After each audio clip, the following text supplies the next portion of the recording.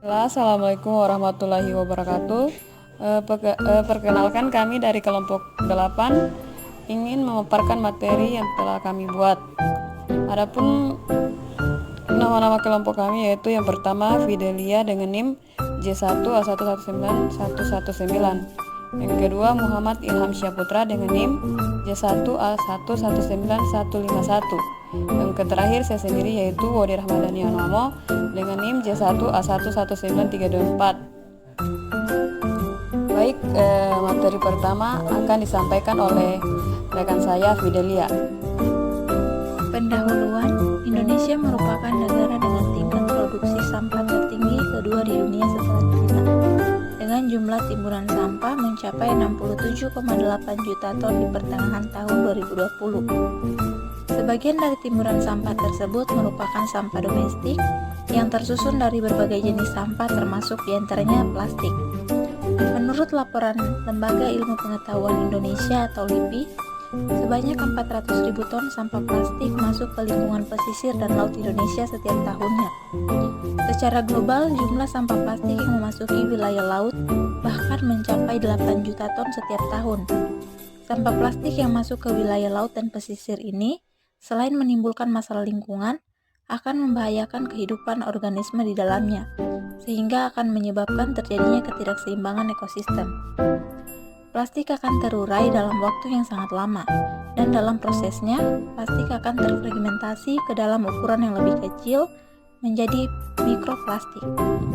Mikroplastik ini akan memberikan efek negatif terhadap berbagai bentuk kehidupan di laut dan juga telah banyak dilaporkan merugikan secara fisiologis bahkan bersifat lethal.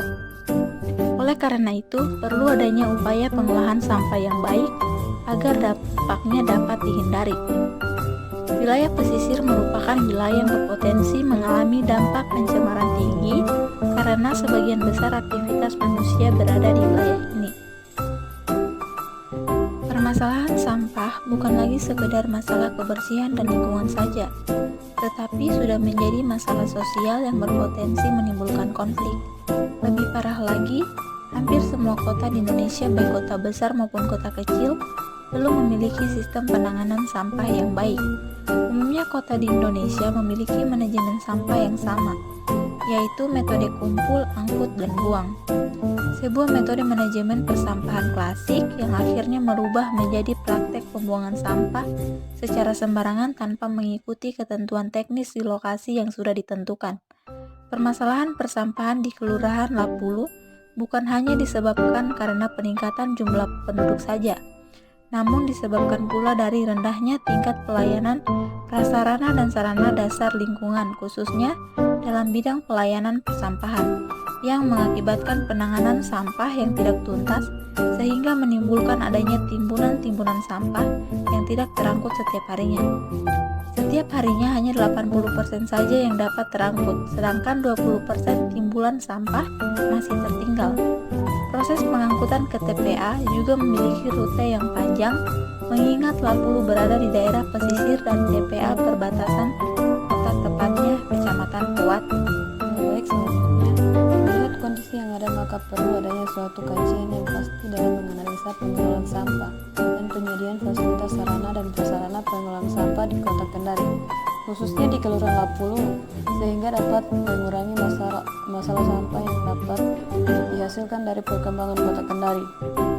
Masalah lain lagi yang sering muncul dalam penanganan sampah di Kelurahan Lapulu adalah tingkat kesadaran masyarakat yang masih rendah untuk mengelola sampah dengan baik, dikarenakan semakin sempitnya ruang yang pantas untuk pembuangan sampah dan pengangkutan sampah yang kurang baik, kurangnya sarana prasarana pendukung persampahan dan biaya operasional sampah yang tinggi mengakibatkan masyarakat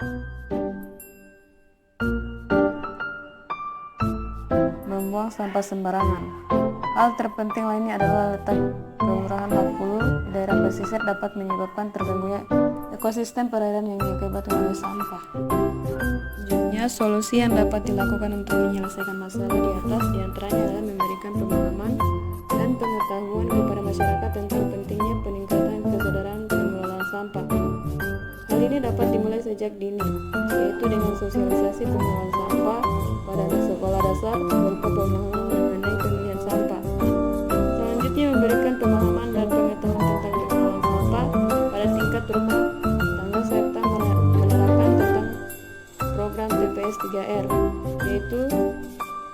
Resud, Selsu, dan Resisel.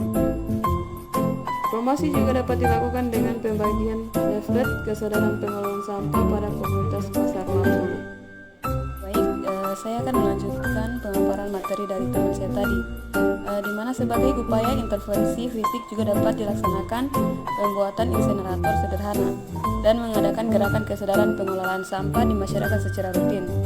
Secara mendasar, kegiatan ini merupakan bentuk nyata kontribusi penulis bagi masyarakat, industri, pemerintah, daerah, dan kelompok masyarakat yang ingin mandiri secara ekonomi maupun sosial melalui program pengabdian kepada masyarakat terintegrasi. Dengan kegiatan ini diharapkan dapat menjadi solusi yang kreatif dan inovatif dalam program pemerintah untuk meningkatkan kesejahteraan masyarakat, khususnya pada masyarakat pesisir. Sehingga berdasarkan hal tersebut di atas, maka dipandang perlu adanya peningkatan kesadaran pengelolaan sampah terpadu berbasis masyarakat pesisir di Kelurahan Lapulu, Kecamatan Abili, Kota Kendari tahun 2019. Pemilahan sampah di Kota Kendari yaitu kegiatan pemilahan sampah dilakukan dalam bentuk pengelompokan dan pemisahan sampah sesuai dengan jenis, jumlah, atau sifat sampah. Pada proses pewadahan ini ada beberapa kendala yang sering ditemui, yaitu ketersediaan tempat penampungan sampah harian yang wajib disediakan oleh pemilik bangunan atau rumah di pekarangan rumah. Yang kedua itu pengumpulan. Pengumpulan sampah dilakukan dalam bentuk pengambilan dan pemilihan sampah dari sumber sampah ke TPS 1 ke tempat pengolahan sampah terpadu oleh motor atau sampah lingkungan ke TPS dari gerobak atau sampah lingkungan ke TPS. Selanjutnya pengolahan. Proses pengolahan tidak hanya dilakukan di TPA namun juga dilakukan di TPST. Program pengolahan di TPST seperti pembuatan kompos dan daur ulang, namun pelaksanaan pengolahan di TPST belum sepenuhnya terlaksana dengan baik disebabkan komitmen pengelola dan kemampuan modal serta skill SDM yang terbatas. Terdapat beberapa TPST di Kota Kendari yang terus beroperasi seperti di TPST Budampe yang menghasilkan kompos dan sampah daur ulang. Juga TPST Al-Faisin yang mendaur ulang sampah menjadi kreasi seperti bunga, baju, dan lain-lain yang bernilai ekonomis. Yang terakhir itu pemrosesan akhir.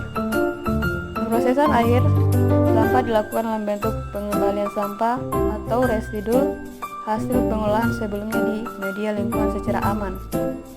Pemrosesan akhir sampah dilakukan oleh pemerintah daerah dengan menggunakan metode lahan urung, terkendali metode lahan urung saniter, dan teknologi ramah lingkungan.